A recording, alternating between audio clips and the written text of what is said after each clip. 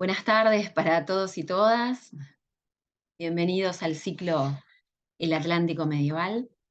Hoy estamos con la cuarta conferencia y tenemos la suerte de poder contar con Lourdes Peruchena.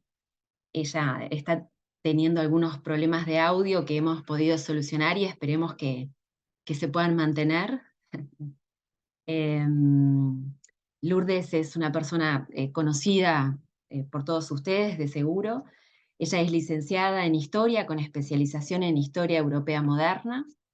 Es magíster en Ciencias Humanas, opción Historia del Uruguay por la Facultad de Humanidades y Ciencias de la Educación, donde en 2020 obtuvo el doctorado en Historia con la tesis aún inédita La Madre de Nosotros, Maternidad, Maternalismo y Estado en el Uruguay del 900. Actualmente se desempeña como profesora de Historia Moderna, investigadora y directora del Departamento de Historia Universal del Instituto de Historia de la Facultad de Humanidades. Es profesora de Historia Medieval y Temprano Moderna en el Instituto de Profesores Artigas del Consejo de Formación en Educación de la ANEP. Su tesis de maestría, Buena Madre, Virtuosa Ciudadana, Maternidad y Rol Político de las Mujeres de las Élites en Uruguay, 1875-1905, fue publicada en Montevideo en 2010, recibiendo el Premio Anual de Literatura del Ministerio de Educación y Cultura del Uruguay en la categoría Ensayo Histórico Édito en 2012.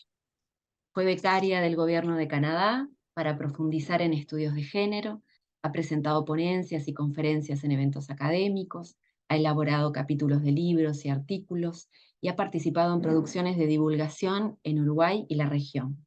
Asimismo, se desempeña como evaluadora de publicaciones y proyectos de investigación histórica en Uruguay y en Argentina. Bienvenida, Lourdes. Le avisamos a todos que luego que Lourdes finalice su conferencia, pueden realizar sus preguntas a partir de un espacio que tenemos para ello, que es de preguntas y respuestas. Lamentablemente no la pueden formular ustedes por la diagramación del aula que la UDELAR nos ha brindado, pero nosotros se las trasladamos a Lourdes por aquí. ¿Sí? Te doy la palabra, Lourdes. Hola, Sí, hola, te ¿me escucho. oyen? Sí, dale.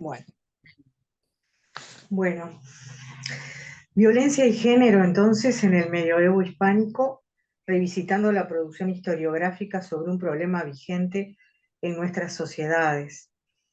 Primero que nada quiero agradecer la invitación del grupo de estudios sobre la Iberia medieval, esta invitación a participar, y agradecer especialmente a quienes se han conectado, o sea, han dedicado un tiempito para escuchar y para pensar un poco juntas y juntos a propósito de este tema que es tan importante y en cierto modo tan vigente, ¿no? Yo dividí en algunas partes la exposición. La primera de esas la primera de esas partes la denominé de dónde está el Atlántico y de lo que no es y lo que sí es este texto. Estos encuentros promovidos por el Jaimed se enmarcan en una relación establecida por el eje del Atlántico y los tiempos medievales y tardomedievales, lo que entiendo que compondría un lugar.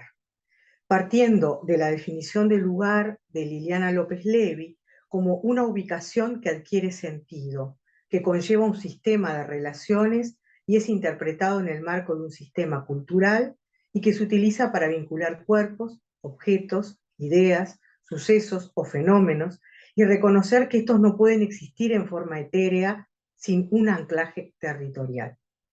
Y de Eloy Méndez Sáenz en El imaginario de la ciudad, cuando plantea que el lugar es la construcción de los puntos de encuentro.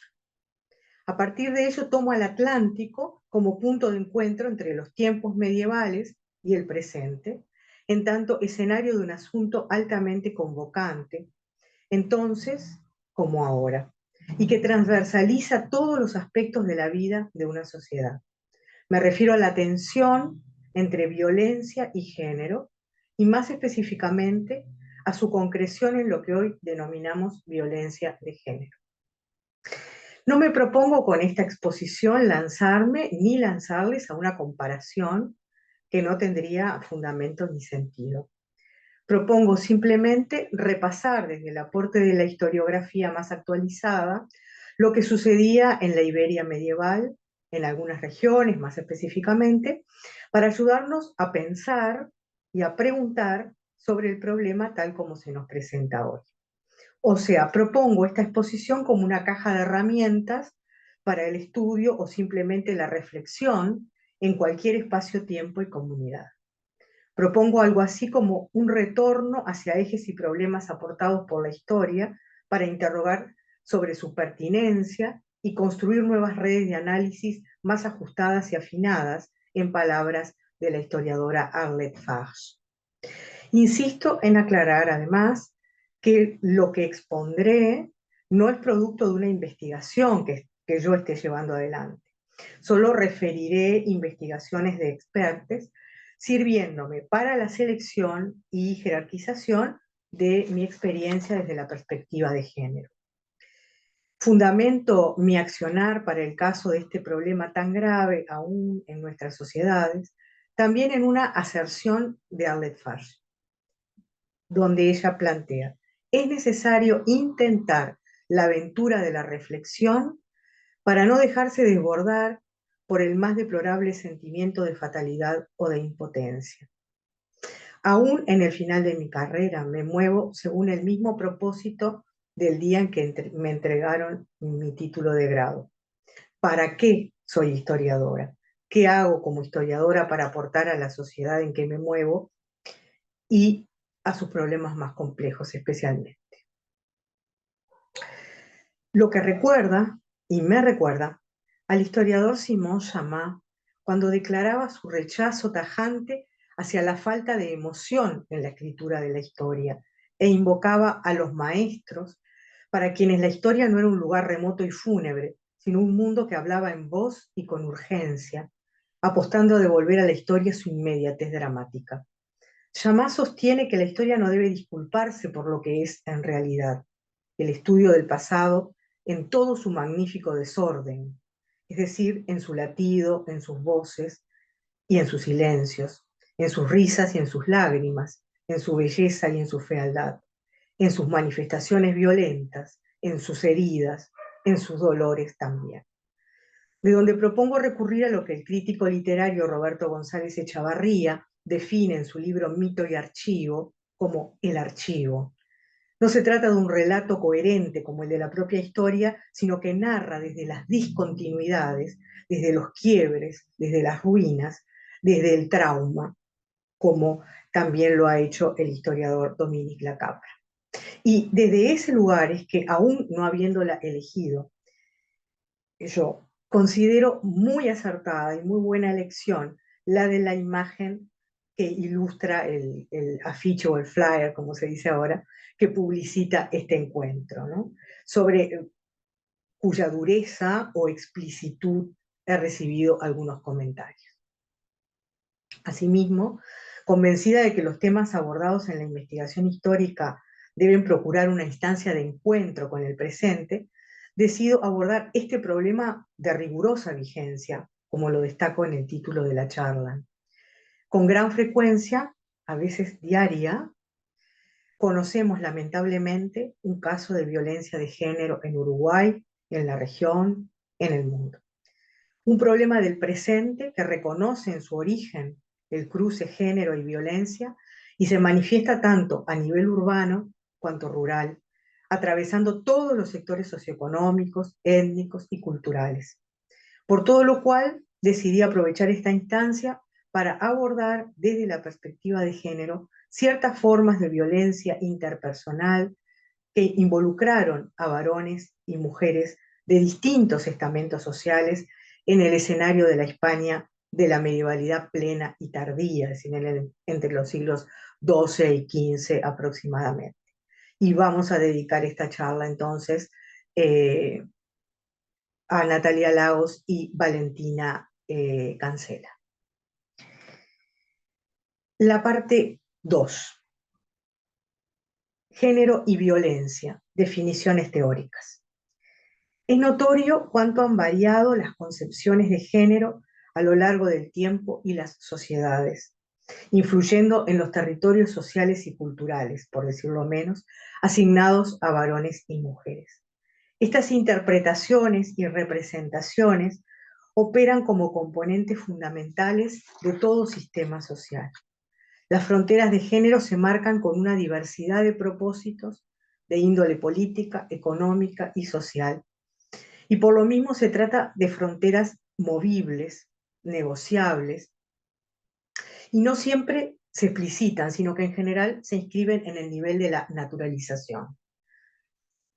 Lo que convierte al estudio de género en algo desafiante y potencialmente muy fructífero es la visión que ofrece de lo que sucede al interior de los sistemas sociales y culturales. El o la estudioso o estudiosa que busca comprender cómo el peso relativo de cada género puede cambiar en relación con los conjuntos opuestos de valores culturales y fronteras sociales establecidos, impulsando a su vez el reordenamiento de todas las demás categorías sociales, políticas y culturales, aprende mucho acerca de la ambigüedad de los papeles de género y la complejidad de la sociedad. Quienes estudian el género pueden revisar nuestros conceptos de humanidad y naturaleza y ampliar nuestra percepción acerca de la condición humana. Desde esta perspectiva, aprender acerca de las mujeres implica también aprender acerca de los varones. El estudio del género es una forma de comprender a las mujeres no como un aspecto aislado de la sociedad, sino como una parte integral de ella. Aquí estoy siguiendo a Conway, Burke y Scott. Partiendo de tales premisas, entiendo el género en tanto una herramienta para preguntar, para desvelar, para interpretar y sobre todo para problematizar en historia. Es solo y ni más ni menos que una herramienta, no es un generador automático de respuestas o explicaciones. Como señala la historiadora Joan Scott, quien descubre su utilidad, descubre entre comillas, su utilidad para el análisis histórico en una ponencia seminal del año 1986 en Estados Unidos, el género se conecta con la historia en tanto es un intento por responder preguntas sobre los actores sociales, en principio los varones y las mujeres, en un contexto histórico particular, de modo que no se sabe qué es el género antes de mirar un contexto particular, que además es difícil de analizar porque sabemos que se relaciona con diferencias de clase, religión, entre otras. Pero si entendemos el género como preeminentemente histórico, es un modo no de identificar lo masculino y lo femenino, sino de formular preguntas acerca de cómo son definidos, cómo son implementados, qué clase de regulaciones están en juego y qué significan esas regulaciones. Entonces, dice Scott, para mí el género es un conjunto de preguntas sobre cómo, históricamente, de qué modo, en qué instituciones, a través de qué lenguajes, la relación entre varones y mujeres, en principio, reitero, entre masculino y femenino, está siendo definida. Esto lo plantea Scott en una entrevista que la realiza la argentina Claudia Bacci en 2014. En lo que respecta a la violencia, a juzgar por la pertinente advertencia de Jacques Semelin en Pour sortir de la violence, para salir de la violencia, lo primero que deberíamos hacer es definirla. A quien hable de violencia, dice Semelin, hay que preguntarle qué entiende por ella, puesto que no hay una teoría que explique todas sus manifestaciones. Sobre esta idea de la complejidad del concepto, tanto como del fenómeno de la violencia, el historiador español Julio Aróstegui plantea que el acercamiento de las ciencias sociales en general y también de la historia a la problemática de la violencia topa siempre con la real y resistente complejidad del fenómeno, que propicia no pocas opacidades y, más aún, no pocos manipuladores tópicos en muchos de los juicios existentes, recordando que suele ser el uso de la fuerza el factor que se adopta como discriminatorio para definir las especificaciones de las situaciones de violencia. Esto acontece porque el empleo de la fuerza física es tan subyugante que oblitera la necesidad de otorgar a esta problemática un enfoque multipolar, como racionalización que responda a su multipolaridad también como hecho social, agrega Aroste. No obstante, sería indiscutible que el concepto debe ser restringido para su operatividad o su análisis, definiendo qué es violencia en cada caso, también es innegable que ofrece el escenario propicio para el entrecruzamiento de variables muy diversas. La violencia contiene y responde a factores etológicos, biológicos, psicológicos, psicosociales, simbólico-culturales, políticos, éticos e históricos, cuando menos. La posible aproximación histórica tiene que tener en cuenta esta complejidad de lo violento y tiene que atender a establecer las formas de violencia y las formas en que la violencia ha estado presente, con connotaciones negativas o positivas, esa es otra cuestión, en los sistemas sociales históricos. Todo esto es el planteo de Aróstegui, ¿verdad? La palabra violencia aparece a principios del siglo XIII, derivando del latín vis o vis, fuerza, vigor, y caracterizando en ese origen a un ser humano de carácter iracundo y brutal. Robert Musenblev, en una historia de la violencia, sostiene que es innegable que Europa fue la cuna de otras violencias, y ello porque se basó en una ética viril que erige la fuerza bruta en modelo de comportamiento, particularmente en la sociedad profundamente desigual de la Edad Media y el antiguo régimen, de donde a las mujeres les quedaba reservado el lugar de mayor debilidad y desarmada, obligatoriamente dependiente, protegida, dice Musenblev, por unos machos que obtienen de ella el placer y quieren que les dé hijos para continuar su linaje. Nobles o plebeyos, poderosos o débiles, todos los hombres son educados en el marco de una cultura de la violencia, basada en la necesidad de defender la honra masculina contra los competidores. De manera que esa brutalidad que exponen las relaciones humanas conforma un lenguaje social universal considerado como normal y necesario en Occidente hasta el siglo XVII por lo menos. Las sociedades están constituidas tanto por estructuras materiales como simbólicas, lo que implica instituciones, ideas, definiciones, estratificaciones. Ahora bien, para que esas sociedades funcionen sin conflictos, debe haber coherencia, un cierto equilibrio entre ambas estructuras, es decir, congruencia entre las definiciones y el imaginario social y las instituciones y la vida social real. Siguiendo a Rosa Cobo Bedía, argumentaría que en la conformación de dichas estructuras, la materia, lo material y lo simbólico, la estructura material y la estructura simbólica, se puede descubrir la raíz más antigua del cruce entre violencia y mujeres. El centro simbólico de las sociedades erige y transmite el corpus axiológico de aquellas, y en la transmisión las instancias de socialización son claves, puesto que incluyen desde prejuicios y mitos hasta grandes constructos científicos y religiosos, y porque es de esas instancias de donde emergen los mandatos socializadores. Estos van dirigidos tanto a los individuos cuanto a los colectivos. Ese centro simbólico estaría compuesto por los valores prioritarios que se sacralizan, se naturalizan, a efectos de instaurarlos, con el menor riesgo posible de debate y cambio, constituyendo el consenso social. Sobre ellos se asienta la sociedad y su ausencia implicaría que esa sociedad ha perdido su identidad. Un ejemplo sería la jerarquización genérica binaria heteronormativa, los varones como superiores a las mujeres. El consenso implica que el dominado acepta la dominación que sobre él ejerce el dominador. Se trata evidentemente de una dominación no consciente, se ejerce y se acepta como algo, entre comillas, natural. Allí radica su éxito y su permanencia, de donde violencia y dominio son dos caras de la misma moneda.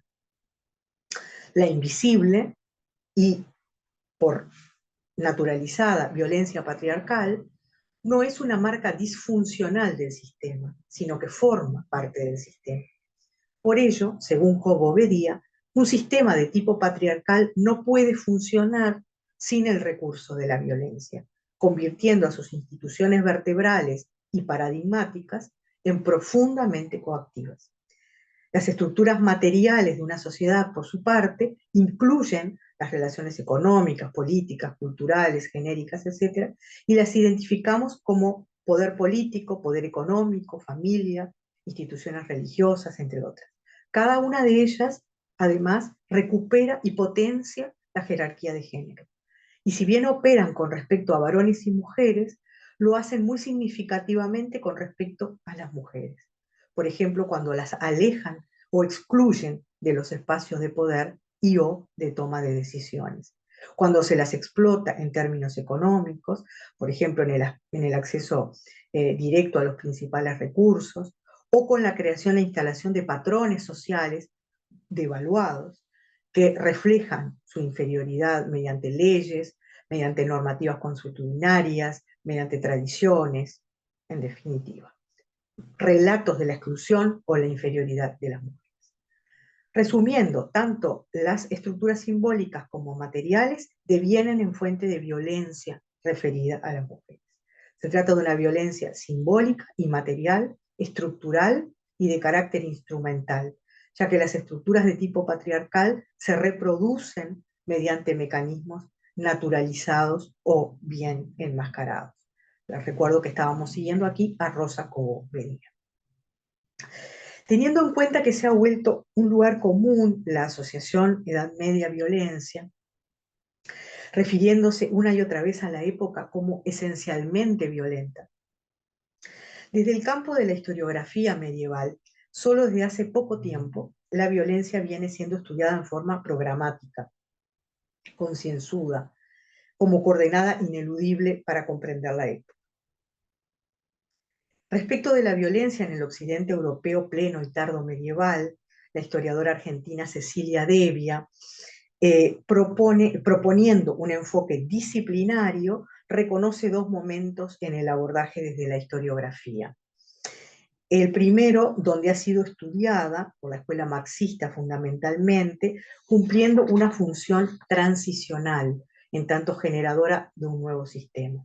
Mientras que en un segundo momento, y desde la historiografía más reciente, se la estudia en relación con otros conceptos fundamentales en aquel contexto: dominación, poder, religión, emociones, lenguajes, prestándose a ese abordaje multidisciplinar por el cual además Devia aboga.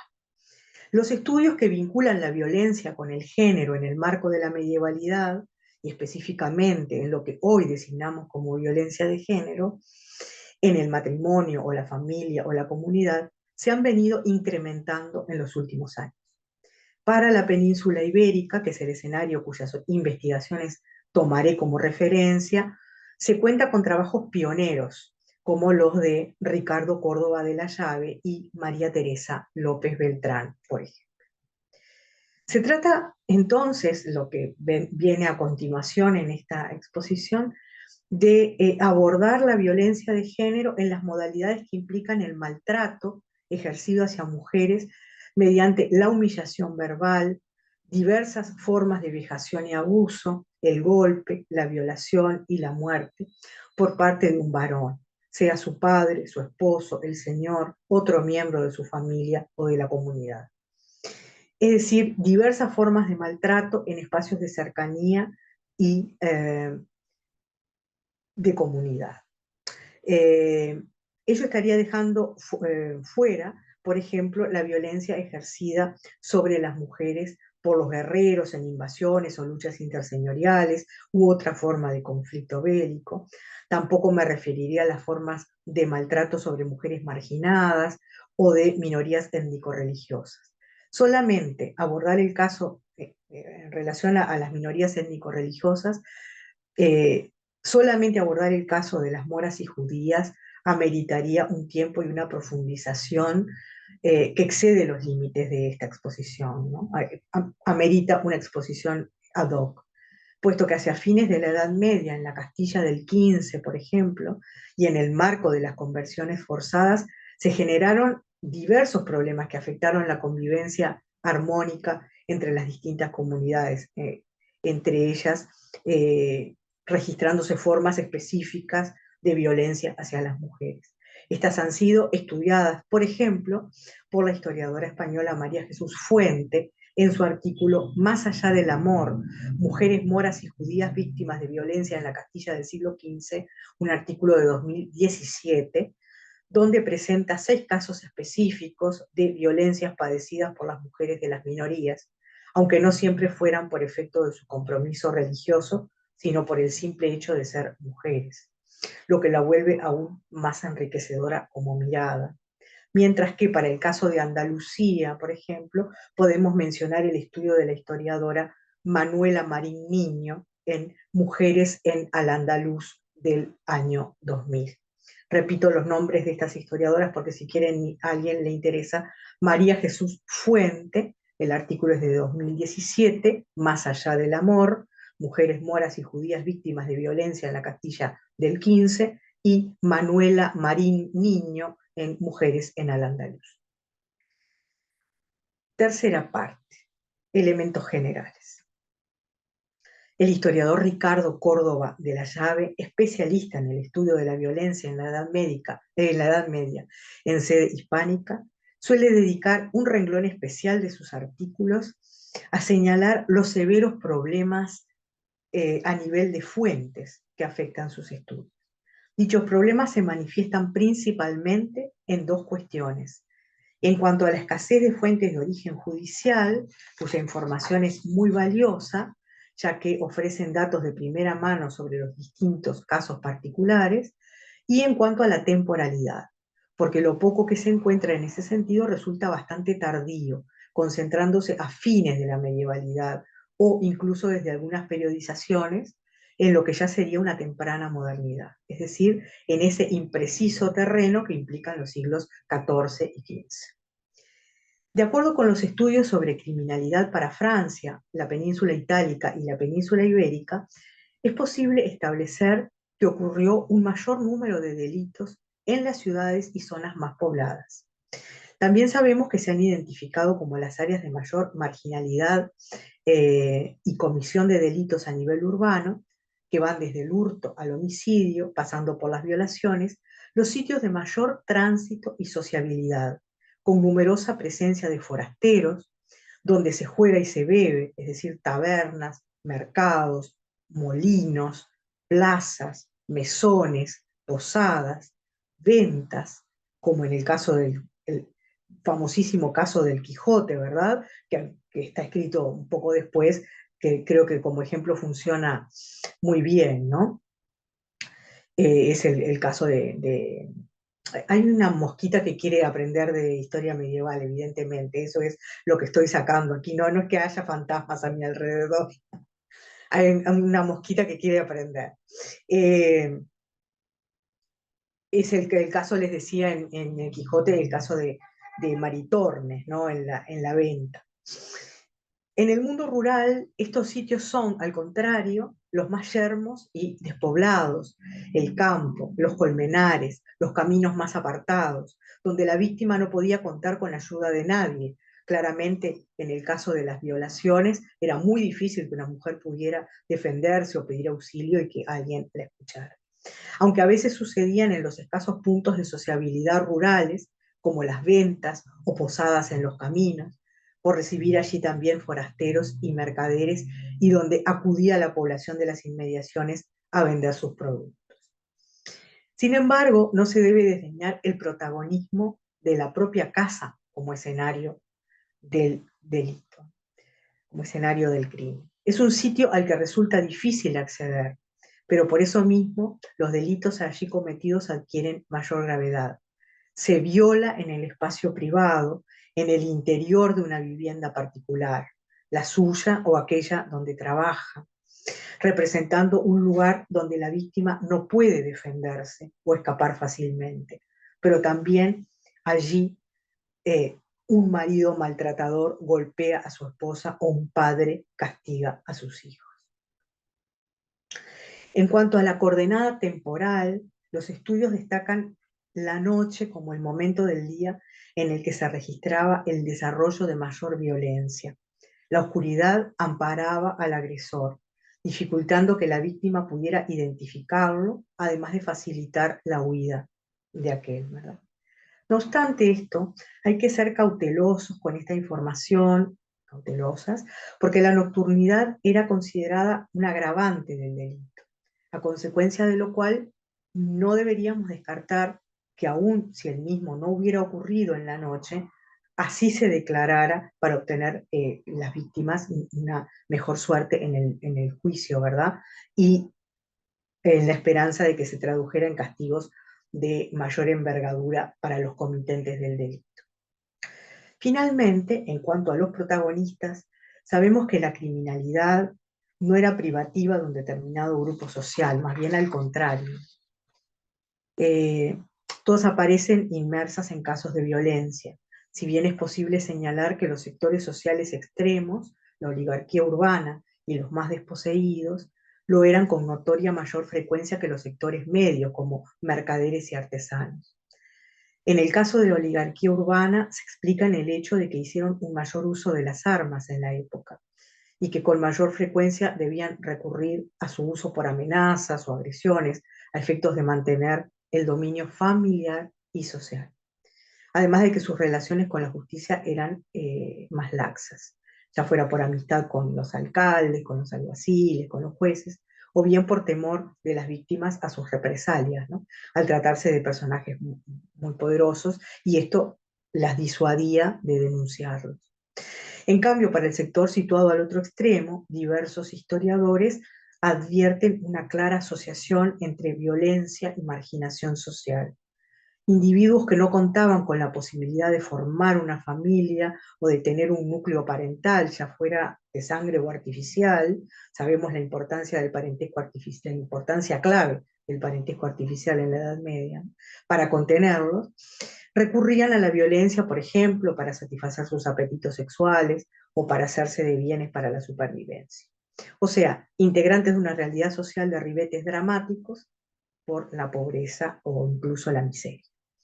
Los mercaderes y artesanos, en cambio, contaban con un entramado de base laboral que los contenía y les evitaba caer en el delito, como la protección social que tantas veces hemos mencionado que ejercían de alguna forma los gremios y cofradías, ¿no? Además de la protección a la estabilidad profesional y económica, ¿no?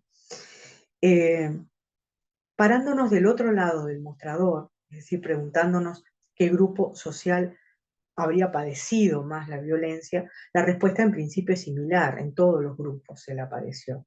Aunque nuevamente es posible identificar algunos más expuestos que otros, ¿no? Y sin duda los humildes lo estuvieron más que los privilegiados, por los lugares que frecuentaban o que habitaban, por las actividades que realizaban. Las mujeres representaban en sí un colectivo de altísimo riesgo, sin importar a qué sector social pertenecieran, ¿no? Aunque es verdad que si era mujer y desposeída, el riesgo se potenciaba. Como mencionaba antes, las esposas maltratadas por sus maridos, las niñas o mujeres violadas, humilladas públicamente, aquellas que trabajaban como en el servicio doméstico. En el marco de la comunidad, el rol de las mujeres como agresoras quedaba reducido a cometer algunos pequeños robos o a participar en disputas, insultando y amenazando, o con algunos pequeños golpes o tironeo de cabello, pero casi nunca desembocando en el ejercicio de una violencia física de mayor envergadura, ¿no? Más notoria. Sin embargo, ya en el seno de la familia, las mujeres sí protagonizaban riñas y agresiones, a veces contra sus maridos, o cuando eran adúlteras y en asociación con su amante, llegaban a casos extremos, en casos extremos, a atentar contra la vida del marido, ¿no? No obstante estas aclaraciones, encontramos a las mujeres principalmente como víctimas, padeciendo delitos sexuales, en especial la violación, o recibiendo malos tratos por parte de sus familiares varones más cercanos, padres, maridos, hermanos, entre otros. Según Córdoba de la Llave, son fundamentalmente tres las modalidades en que se haya mejor documentada la violencia ejercida hacia las mujeres en tiempos bajomedievales en Andalucía y se enmarcan entre los delitos contra la familia y el honor. Las violaciones de niñas y jóvenes, la violencia contra las mujeres casadas que cometían adulterio y los malos tratos infligidos por los maridos a sus esposas en el marco de la vida conyugal. Sobre la violación es muy escasa la información con la que se cuenta porque no se conservan prácticamente copias de los procesos judiciales. Lo poco que hay, como cartas de perdón y ejecutorias, corresponden, como decíamos antes, al siglo XV, si son bastante tardías. Sin embargo, señala Mariana de la Bianca que tanto el rapto como la violación eran consideradas como una ofensa más que a la mujer a su grupo de parentesco.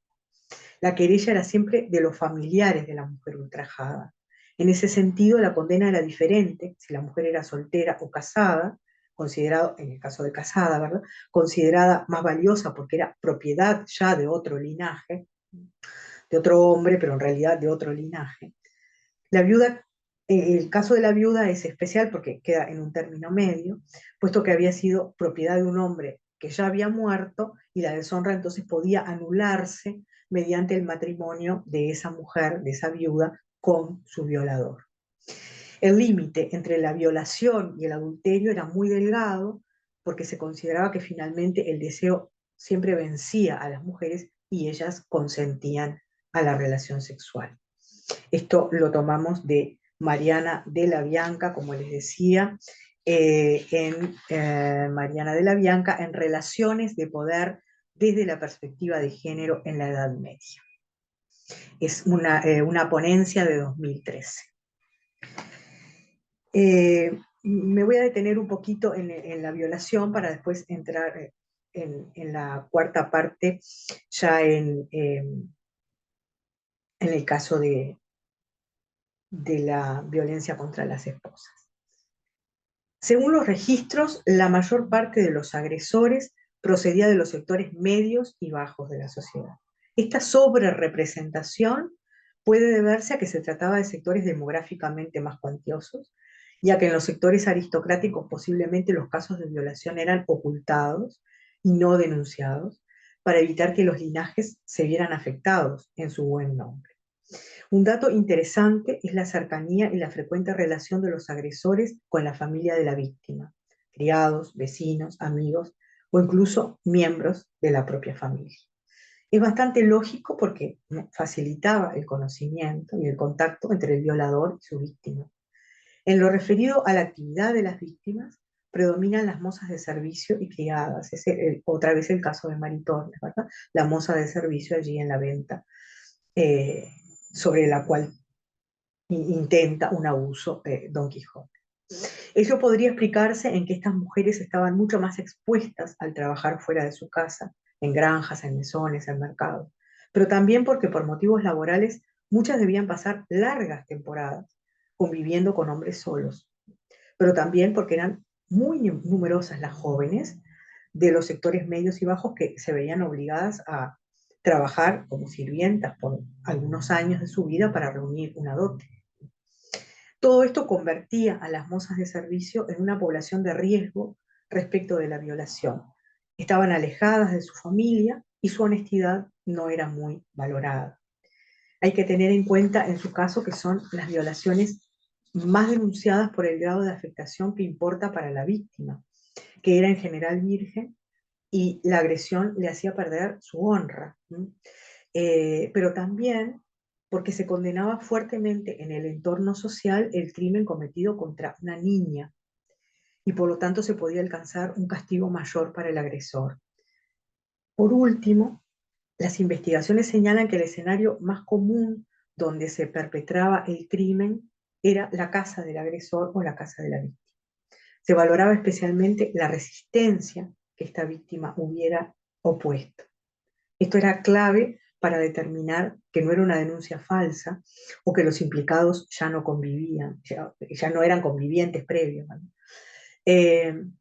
también era importante conocer los otros registros violentos que hubiera ejercido el agresor, como amenazarla verbalmente, o propinarle golpes, o romper brutalmente en su domicilio, o amenazarla con un arma. Más aún, puesto que la violación en sí era un delito poco importante, se volvía fundamental poner énfasis en esas otras demostraciones de violencia complementaria para hacerlo más grave. Estos son asimismo factores decisivos en cuanto al castigo que iba a recibir el agresor. Las penas más altas se aplicaban cuando el delito se había cometido contra una mujer de un sector superior al del agresor, o cuando se trataba de una niña menor de 14 años. Las soluciones más habituales consistían en que se le ordenara el pago de una contraprestación económica al agresor, o que se obligara al violador a casarse con su víctima. Solo en los casos más graves se planteaban castigos corporales, en general azotes, pero que nunca llegaban a la pena capital. Y en algunos casos incluso la pena no se llegaba a concretar y se la suplía por el destierro de la comunidad, ¿no? Así llegamos a la cuarta parte, que titulé de las mujeres violentadas en el seno del matrimonio. En este apartado abordaré una categoría multiforme, que es la de las violencias ejercidas por los maridos sobre sus esposas y que no refiere a la violencia doméstica, que incluiría a los niños u otros miembros de la familia o de los sirvientes. Es complejo comprender y definir aquello que puede entenderse por violencia de género o marital en la Edad Media plena y tardía. Voy a seguir en este punto la investigación de Martín Jarachat a partir de archivos judiciales de las cortes eclesiásticas y tribunales oficiales en el mundo aragonés de los siglos XIV y XV, y que ha expuesto en un artículo titulado Décrire la violence maritale au Moyen Âge, exemple aragonais et anglais, describir la violencia marital en la Edad Media, ejemplos aragonés y inglés, siglos XIV al XVI, es un artículo de 2010. Yo no voy a tomar toda la parte inglesa, la dejo fuera, porque, como ya dije, estoy refiriéndome a la península ibérica, ¿verdad? Y repito entonces que la autora es Martine Jarachat, y que es un artículo del 2010. Cabe aclarar que no aparece la expresión violencia marital en las fuentes, de modo que para encontrar esa violencia tenemos que tener en cuenta y analizar la suma de gestos, comportamientos y discursos de los maridos denunciados por los procuradores de las mujeres que reclamaban la separación conyugal. De allí se recogen los ejemplos de lo que hoy llamaríamos violencia conyugal.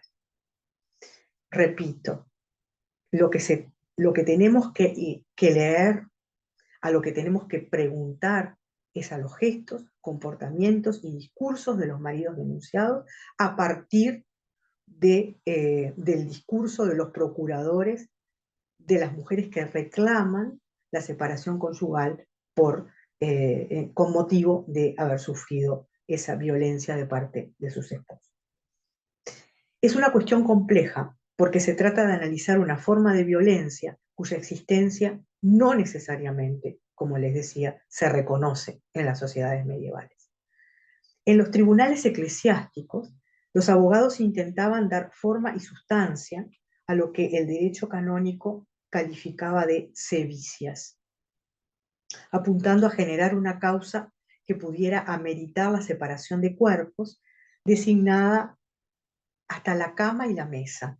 Esta designación de la separación de cuerpos implica una separación absoluta. Separación de cama y mesa, como lo es en el matrimonio, un vínculo de cama y mesa, es decir, un vínculo total. Bueno, lo que se pide aquí es la separación total. Y la expresión por la cual se implementa esto, lo encontramos en los juicios, es esta, la separación de cama y mesa.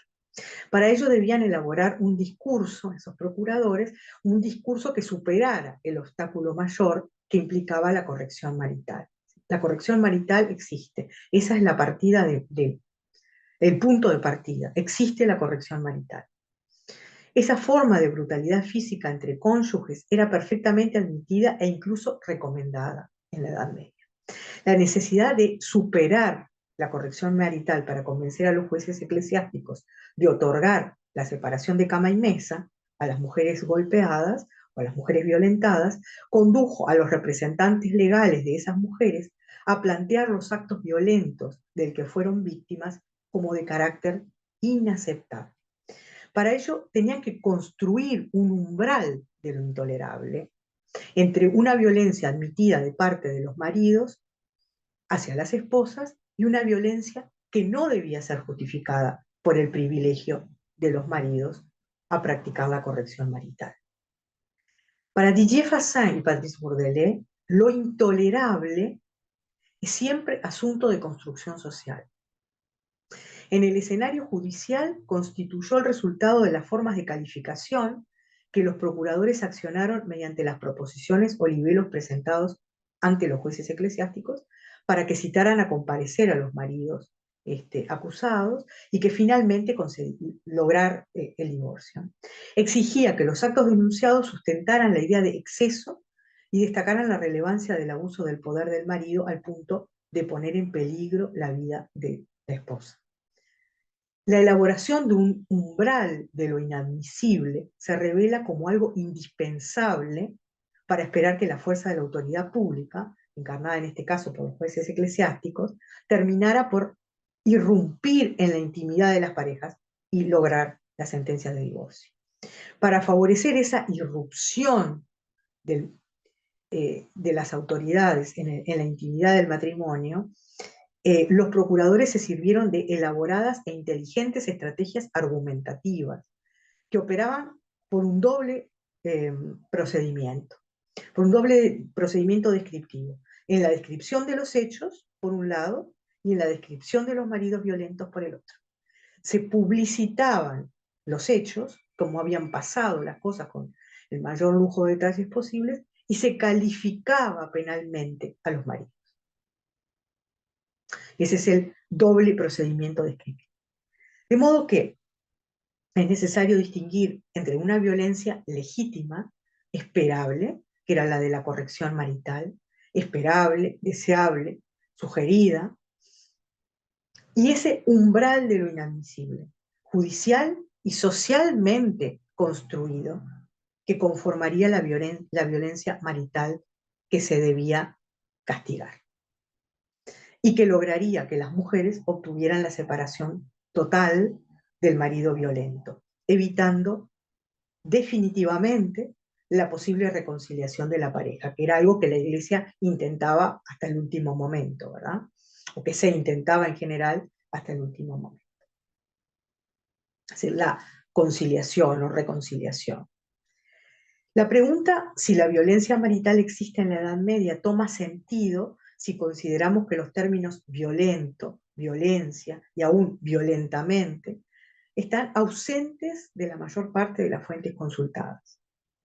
Aparecen y toman sentido a través de otras formas de agresiones practicadas por fuera del matrimonio, tales como rapto, violación e injuria, o aún golpes y heridas, a menudo asociadas con el registro léxico de la fuerza y la obligación. Como decíamos, en el siglo XIII recién empieza a aparecer. La sociedad medieval no recurrió aparentemente a la expresión violencia marital para designar lo que los historiadores pretenden que entre en tal definición. El epíteto marital anuncia la violencia que le es asociada como una especie de transgresión de reglas que establecen los deberes y obligaciones de los maridos hacia sus esposas. La corrección marital es un deber del marido para con la esposa. En el nombre de la potestas de la que goza, el marido estaba habilitado a practicar hacia su esposa un eventual uso de la fuerza física llamado corrección marital, por los doctores en derecho canónico y teología. Recomendada para corregir y castigar a la esposa cuando aquella no cumplía su rol o cuando sobrepasaba sus derechos, en fin. Ya sabemos que la palabra derechos no se adecua a la Edad Media, pero en fin, sus privilegios, sus capacidades. o amenazaba la autoridad de su marido. En todos esos casos es legal y es recomendado. Sin embargo, ninguna norma jurídica medieval indicaba claramente los límites de lo aceptable en materia de corrección, en relación con la violencia física ejercida y los límites infranqueables. Emma Hawkes muestra cómo la palabra clave utilizada en derecho canónico, pero también por los juristas en la Inglaterra medieval, en este caso, pero me parece interesante, por eso lo traigo aquí, lo introduzco, era el adjetivo razonable. Esto es un artículo de Emma Hawkes del 2002 que se titula The Reasonable Laws of Domestic Violence in Late Medieval England. Es las leyes razonables de la violencia doméstica en la tardía medievalidad inglesa. Emma Hawkes. Ella muestra entonces cómo aparece el adjetivo razonable. Y lo interesante es esto, ¿no? La retórica de la ratio, que es esa retórica que a partir de determinado momento se cuela en el pensamiento, y es tan importante en el pensamiento medieval, ¿verdad? La retórica de la ratio se despliega y atraviesa los textos, refiriéndose a la posibilidad para los maridos de disciplinar y corregir a sus esposas, a su esposa. Deben hacerlo razonablemente, es decir, sin violencia excesiva. Sin embargo, ningún umbral está fijado. Esa propia razonabilidad es construible, digamos así, variable. En los pocos casos en que un límite se especifica, el legislador o jurista lo que estipulaba era que la corrección marital no debía causar la muerte de la esposa. Ese es el límite que aparece. No estaba permitido considerar la corrección marital como un asunto exclusivamente de varones. Era percibida, y esto también es muy interesante porque tiene que ver con la comunidad, ¿no? Era percibida como una forma de violencia física aceptable por la sociedad medieval y gozaba de un alto nivel de tolerancia. Incluso si constituía un ataque al cuerpo, era susceptible de ser si era susceptible de ser físicamente dolorosa o mutilante, era legítima y admitida, al punto que también era solicitada por mujeres contra otras mujeres. La historiadora María del Carmen García Herrero proporciona un ejemplo en este sentido, cuando evoca el caso de algunas mujeres de un barrio de la localidad de Alcañiz en 1492. Una de las habitantes de la comunidad, Aldonza, era particularmente lenguaraz, ¿no? Particularmente lengua larga, y desencadenaba a partir de eso querellas, ¿no? Y bueno, y las vecinas allí le tenían un poco de rencor. Entonces, en un primer momento, una de estas vecinas, ¿qué hace? Se queja ante el marido de Aldonza. Señor, usted no se ha esforzado por corregir a su mujer. Su mujer es una lenguaraz y usted no ha cumplido con sus obligaciones de esposo. O sea, no ha aplicado la corrección marital para corregir a su mujer en este sentido. La corrección marital aquí es aplicada como se debe por el marido, ¿no? Que bueno, actuará, ¿no? Actúa en respuesta al descontento del vecindario que padecía el descontento, la indisciplina de Aldonza. En este caso, el texto judicial insiste en el hecho de que la corrección fue administrada por justa causa, que no solo tiene que ver con la unidad conyugal, sino con la comunidad. Argumento que es fundamental, la justa causa, como uno de los puntos que servía para distinguir en los procesos de divorcio de los que les hablaba, o de separación de cama y mesa, la corrección marital de la violencia marital, el elemento que las separa, ¿no? Que las diferencia. Consistente en demostrar que la violencia marital había sido practicada sin causa justa ni razonable. La corrección marital vuelve particularmente delicada la tarea de los procuradores o sea, los representantes de estas mujeres, a la hora de construir una situación que superaría la corrección marital, transformándola en violencia inadmisible.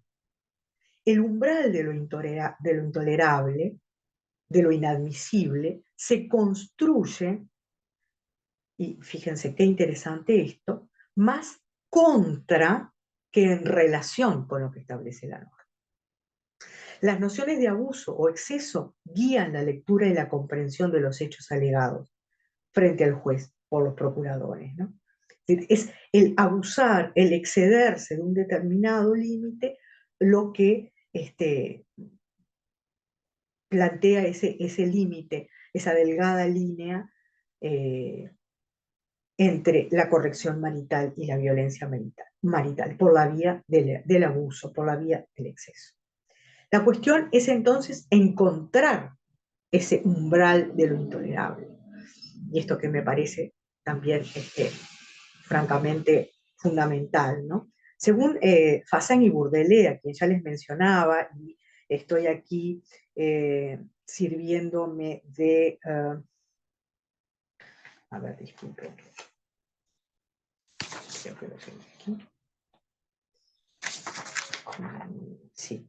Estoy refiriéndome a una publicación del 2005, a la introducción a las fronteras del espacio moral, la introducción al libro de Fassin y Bourdelais, la construcción de la intolerable, las construcciones de lo intolerable, estudios de antropología e historia sobre las fronteras del espacio moral.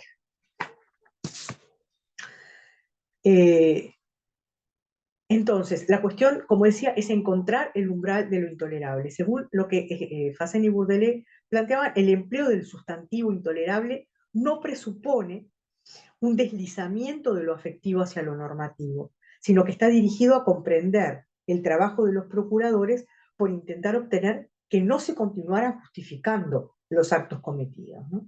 Es decir, no se trata de sacar la situación, los hechos del ámbito de lo afectivo, de lo pasional y pasarlo al de la norma, sino de demostrar cómo se han sobrepasado todos los límites, incluso el de la norma. El objetivo es que se admita que algunos ataques físicos a la integridad de los cuerpos de las mujeres, así como las vejaciones y humillaciones de palabra, no debían ser toleradas. No es seguro que en la Edad Media esto implique un sentimiento nuevo de compasión hacia las mujeres. Así que hay que también estar alertas en cómo interpretamos esto. Por otra parte, lo intolerable definido en su lugar no adquiere toda su decibilidad, su posibilidad de ser expresada, sino porque al mismo tiempo los comportamientos denunciados son descritos como un riesgo para el cuerpo social en general. No solo para el cuerpo de la esposa, sino para el cuerpo social.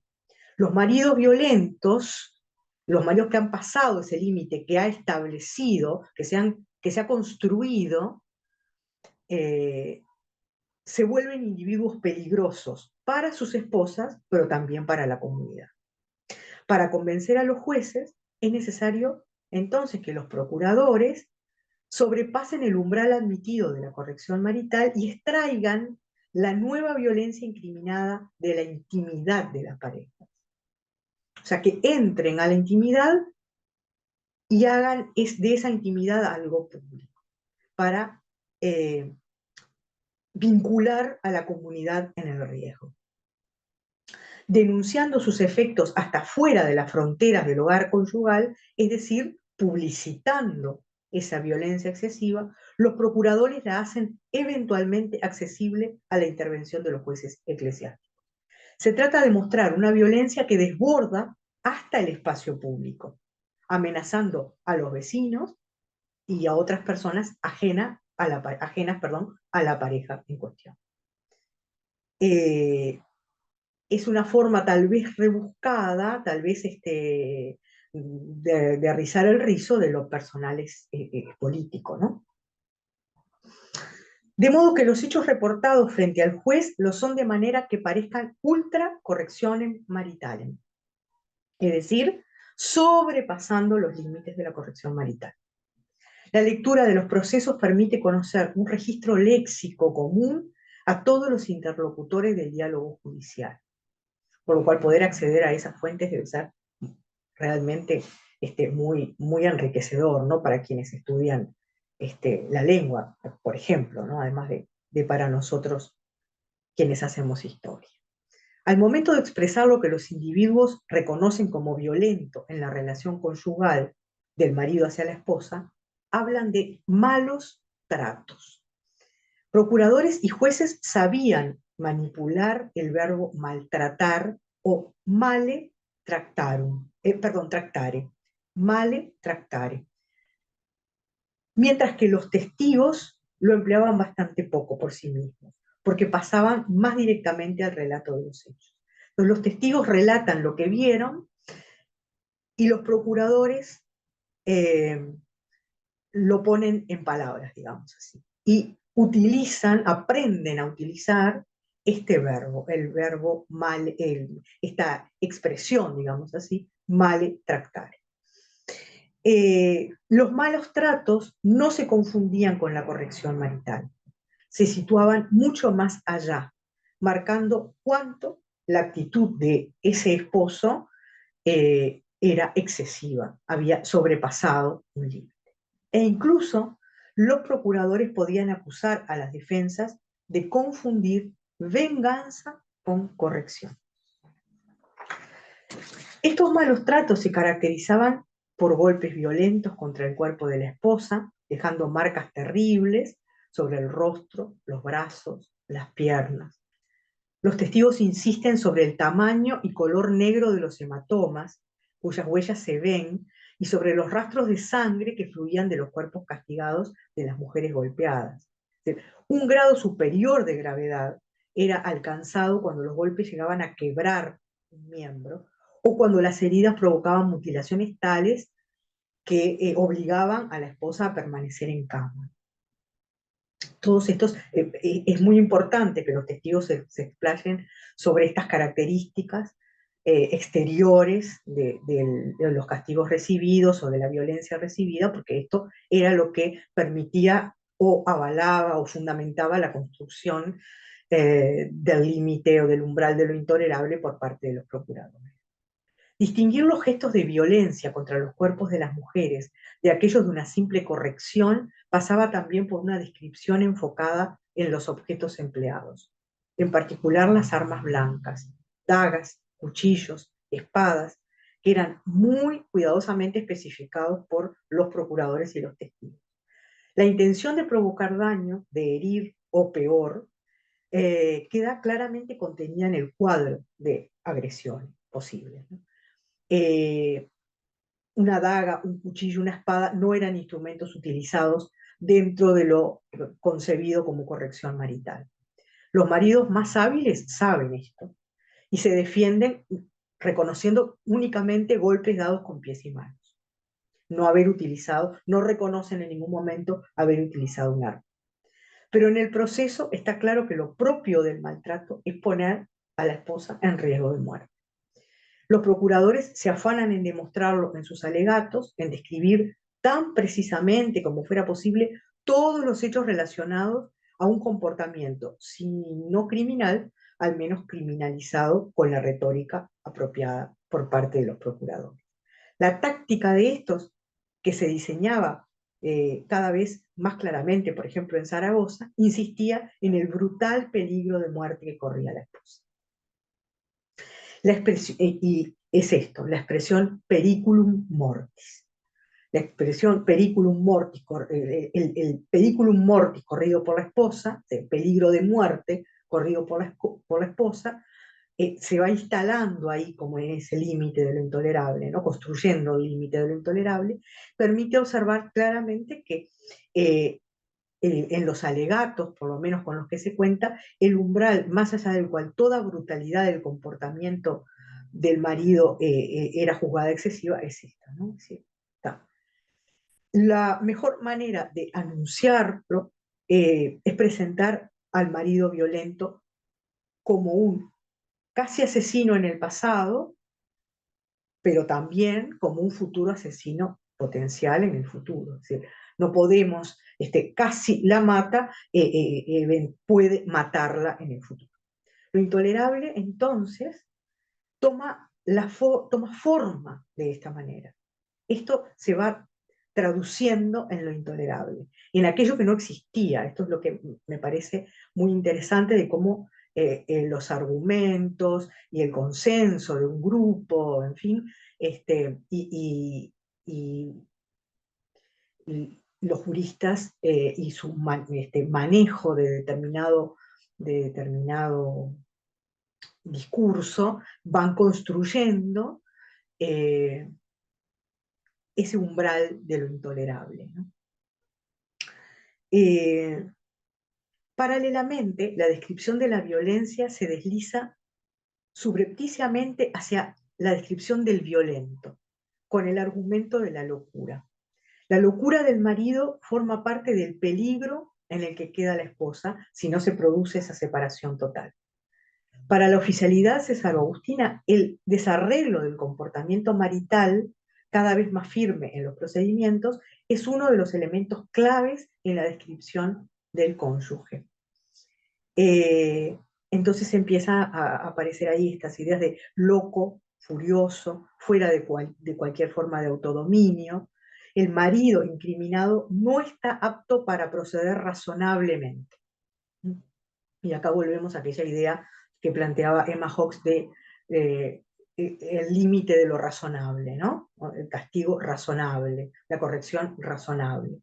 Bueno, el loco, el furioso, no puede proceder razonablemente, no puede aplicar la corrección marital razonablemente.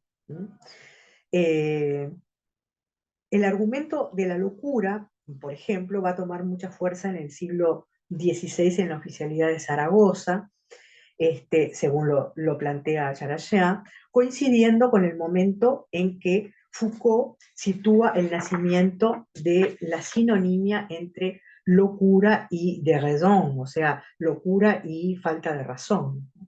Ahora bien, si la razón comandaba la corrección marital, es la sin razón, o sea, la sin razón, la que engendraba los malos tratos. Locura en ese sentido, en el sentido de sin razón.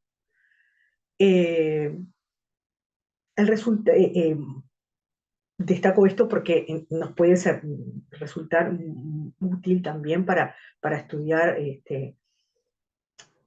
el sinuoso y complejo camino del concepto y construcción del concepto de razón entre la temprana modernidad o tardo medievalidad y la modernidad, ¿no?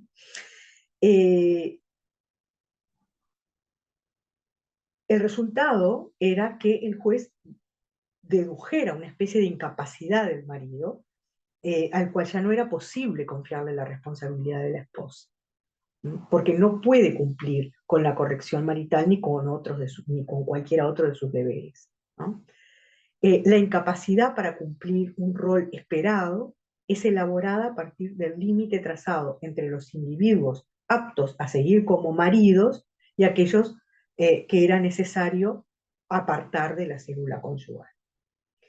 Ya en el siglo XIII, Inocencio III había concedido que un esposo cruel, cuyo comportamiento pusiera en peligro la vida de la esposa, justificaba la separación de esta respecto de aquel. Pero incluso 2 y 3 siglos más tarde, siglo XV, incluso XVI, en la práctica judicial, la separación no era fácil de obtener, porque había que convencer al juez del fundamento justo de la demanda y aportar la prueba de los hechos alegados. Entonces, la mayor parte de los jueces preferían trabajar en la reconciliación de los cónyuges, en el nombre del respeto por la affectio maritalis, por el afecto entre los cónyuges. Los procuradores organizaban las quejas e interrogaban a los testigos de manera que la puesta en peligro de la vida de la mujer aparecía como una amenaza tangible. El trabajo de descripción y de calificación de los malos tratos planteados frente al tribunal para obtener la separación total, o al menos un acuerdo de secuestro, como se le decía, no podía esperar a terminar sin promover la pérdida del poder marital. Entonces, y aquí viene otra de las cuestiones que me interesa destacar, el intolerable construido no es en definitiva tanto alimentado por la violencia practicada a las mujeres mediante los ataques a su integridad corporal, como por la incapacidad de los autores de esa violencia para cumplir con las obligaciones correspondientes a su estatus conyugal. Por eso lo que les señalaba antes de que no se trata de un aumento de la compasión o del respeto, lo que sea, hacia las mujeres. En la Edad Media, en Aragón, por ejemplo, plantea Yarayá, destituir un marido de su posición dominante en el seno del matrimonio no podía obtenerse solo respecto del exceso de brutalidad física. Lo que hay que entender es que hay un grupo de varones que está intentando destituir a otro grupo de varones, el de los procuradores en relación al de los maridos. En lo que respecta a la violencia marital, la construcción de un umbral de lo intolerable en esta materia es una cosa, pero convencer a los actores del proceso y al juez constituía un desafío suplementario. Las partes adversarias se enfrentaban al proceso, unas para legitimar, otras para invalidar una violencia en principio expresada en términos de autoridad, en términos de abuso, y nunca en términos de victimización en relación a las víctimas. Los procuradores de las mujeres maltratadas se chocaban con sus maridos, lo que le digo son dos grupos de varones, hombres que se defendían invocando la corrección marital. Los aragoneses no se quedaban atrás, dice Yarayá, cuando se trataba de contradecir cualquier reproche de exceso, de violencia irracional o de malos tratos, utilizando el contraargumento de la corrección marital. Yehan Remírez, un testigo de cargo, explica que Gracia era una mujer de mal carácter, irascible, de hábitos orgullosos. En resumen, ella merecía los golpes recibidos de parte de su marido. Además, ningún juez pretendía privar a los maridos de su derecho de corrección. El mandamiento cuida bien de precisar que los deberes relacionados al affectio maritalis no privan en nada al marido de su derecho de velar por la disciplina marital. Recurrir a la terminología de los malos tratos y a la descripción bruta de los golpes asestados no era suficiente. Los gestos de violencia física y verbal devinieron el objeto de una interpretación cualitativa, apelando al lenguaje político y al vocabulario de la moral. Desde 1300 aproximadamente, las sevicias o la crueldad fueron admitidas en el derecho canónico para justificar una demanda de separación conyugal. En el desarrollo de los procedimientos judiciales en Zaragoza, esos dos términos, sevicia, crueldad, conocen una presencia constante, acompañados de todo un vocabulario latino recurrente, empleado exclusivamente por los procuradores y jueces, como por ejemplo pésimo, inicuo, severidad, macho. El lenguaje más utilizado en latín y en español en la corte eclesiástica de Zaragoza es aquel vinculado a la crueldad y todos sus derivados. Crudelitas, crudeliter, crueldad. Recordamos la figura del cruor que podemos relacionar con las torturas, ¿verdad? Que en alguna oportunidad he trabajado. La violencia, muy vinculado también con la sangre, ¿verdad? La violencia marital configurada en relación con este léxico adquiere una dimensión política y la noción de crueldad deja de ser un simple reempleo del vocabulario utilizado por los canónigos.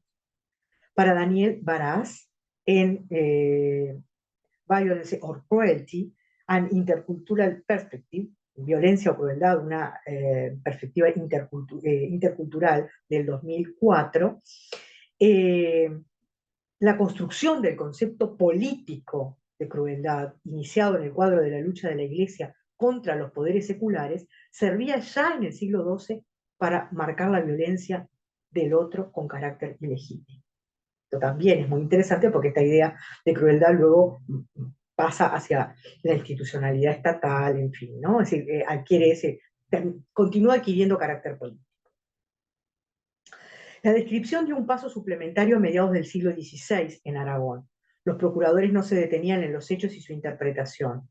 La descripción de la violencia marital se dio el paso a la enunciación de la naturaleza maligna de su autor. espíritu diabólico concitatus, es decir, incitado por el espíritu diabólico. Y también mala malis acumulando, es decir, agregaban males a los males. La efusión de sangre, como les digo, era siempre un agravante y lo hacía entrar en el rango de aquellos que se movían in grande de servi cum domini nostri Jesucristi, es decir, como nuestro Señor Jesucristo, como se actuó contra nuestro Señor Jesucristo.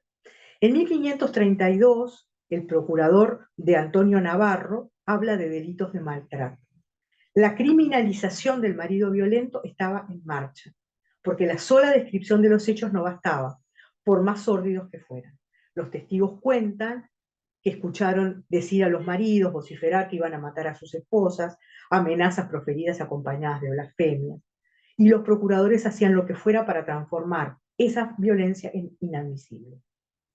Todo dirigido al juez.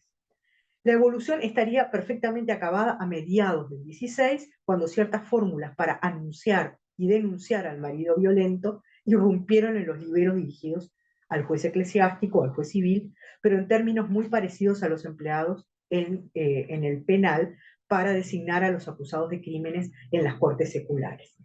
Y aquí entonces la violencia marital enunciada de tal manera que los autores oscilaban entre la figura del tirano y la del asesino en potencia. El marido violento adquirió una etiqueta pesada en el caso de Aragón. Es la etiqueta de malcasero. Ese título, poco fácil de traducir, podría ser una especie de concepto del mal marido que no puede seguir siéndolo. Entonces, el malcasero debe ser destronado, debe ser quitado de su lugar de marido, como debe ser quitado el mal príncipe o el tirano de su trono. Si este último no puede, o sea, si el tirano, si el príncipe no puede conservar el gobierno de los asuntos públicos, el mal marido no puede conservar el gobierno de sus asuntos, de su familia, de su esposa, ¿no? La dirección de los asuntos domésticos. El cuerpo golpeado, hambriento y apenas vestido de las mujeres maltratadas no es solamente el enclave de un reconocimiento social de la violencia excesiva de los maridos, y por eso me interesa especialmente, sino que puede también representar la elaboración estratégica de una metáfora del cuerpo político oprimido por el mal príncipe, asimilando en este sentido tirano y malcasero.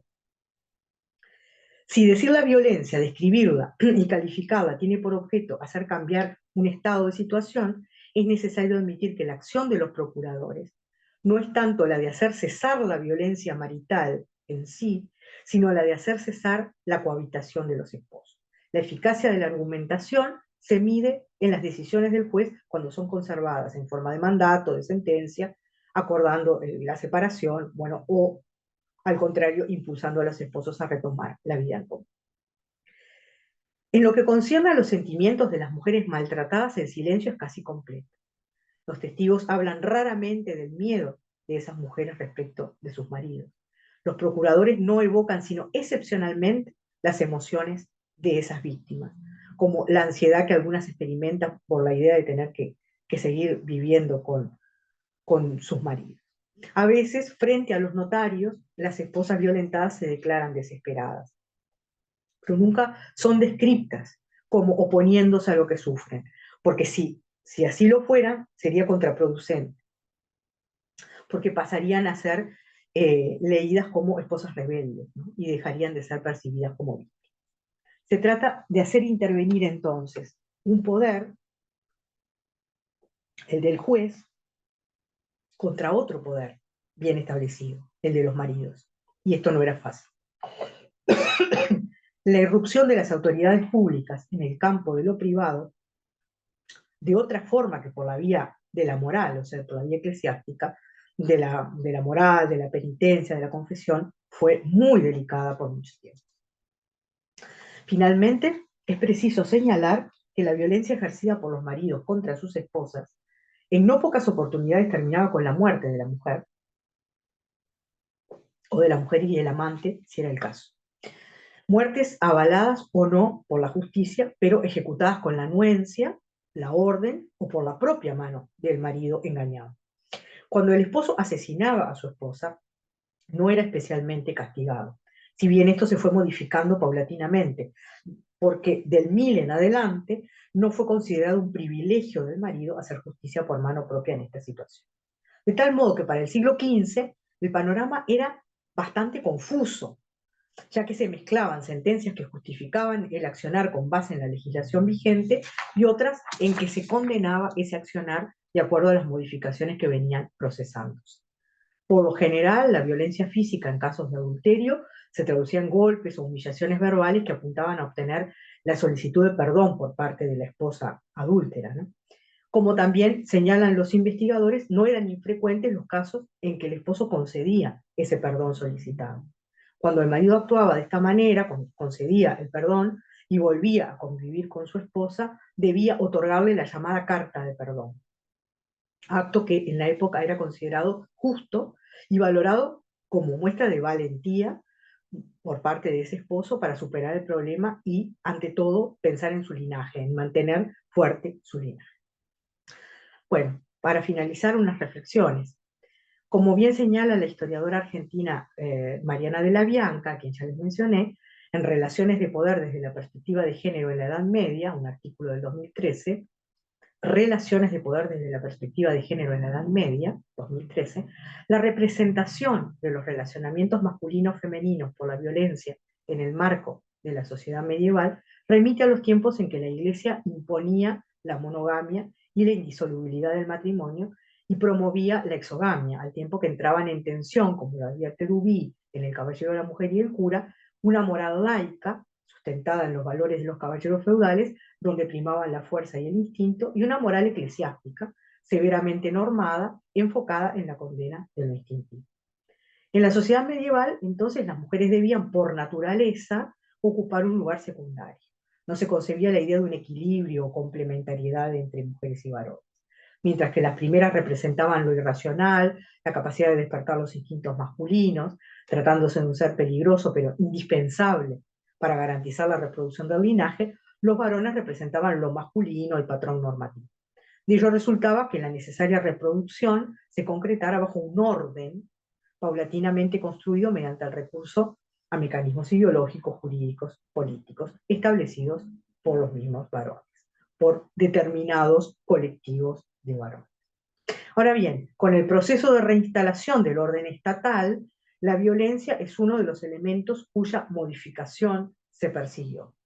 Señala Musenberg que antes de ser monopolizada por el Estado, la violencia formaba parte de la personalidad masculina vinculada al modelo noble de virilidad. Por tanto, hasta el desarme de las poblaciones, en ese largo y dificultoso proceso que llevan adelante los príncipes a partir de los siglos XVI y XVII, todo el mundo era violento a finales de la Edad Media y principios de la Edad Moderna, dice Musenberg. Los estados y las iglesias no tenían entonces ni los medios ni la auténtica voluntad de intentar poner coto a la violencia sanguinaria de la población, porque ésta desempeñaba un papel estructurador en las sociedades locales, estableciendo las jerarquías y contribuyendo a los intercambios entre los vecinos. Iniciando el siglo XVI se produce el cambio clave, resultante de una profunda mutación de las prácticas judiciales en Europa Occidental entre 1550 y 1650, según Musenberg. El Estado moderno, con el apoyo de una iglesia que exigía el monopolio de la vigilancia de las almas, implementó, dice el historiador, unos métodos eficaces de control social apuntando a cumplir las misiones encomendadas al príncipe: defender la verdadera fe, mantener la paz, imponer el derecho y promover el bien colectivo. De modo que estudiar la violencia de género implica para los historiadores un beneficio extra, como lo es estudiar el proceso de formación del Estado moderno desde un ángulo bastante novedoso. Y quisiera retomar algunos de los otros elementos que me parece que nos vienen muy útiles a la hora de la investigación, ¿no? Y que fui señalando a lo largo de la exposición. En primer lugar, el estudio de las masculinidades, las posibilidades, ¿no? El estudio de las masculinidades, en especial esa contraposición o enfrentamiento tan particular que yo le señalaba entre la masculinidad hegemónica vigente, digamos así, o en ejercicio, la de los maridos, y la masculinidad hegemónica que se está conformando, que sería asociada al Estado naciente, ¿verdad? También a la conformación de ese Estado naciente, a través de los juristas, en este caso representantes de las esposas maltratadas. Otra línea posible interesante de investigación es esta del concepto del límite de lo intolerable, del umbral de lo intolerable, respecto de la violencia de género o de cualquier otra área, ¿no? Que podemos tomar y aplicar en forma muy útil, me parece a mí. Finalmente, bueno, la idea de razón y de lo razonable, que también les señalaba. Para concluir, vuelvo al principio con Farge, a efectos de recuperar el espíritu de esta charla, en el entendido de que, como dice Farge, el espacio de interpretación es un espacio constantemente abierto y dispuesto a ser retomado. Nosotros, investigadores, estamos proporcionando medios para una reflexión sobre, en este caso, la violencia en una de sus formas específicas, la violencia de género. Tarea a partir de la cual vuelvo a citar a Farge, los seres humanos del presente serán capaces de analizar mejor sus experiencias o las violencias que los gobiernan. Y así se retoman también los presupuestos respecto de qué tener en cuenta al hacer historia, pero esta vez de la mano de Foucault en sus Die écrits en el tomo 2, la historia con sus intensidades, sus furores secretos, sus agitaciones febriles, aún con sus síncopes, es el cuerpo mismo del devenir. Muchas gracias y espero no haberlos aburrido demasiado.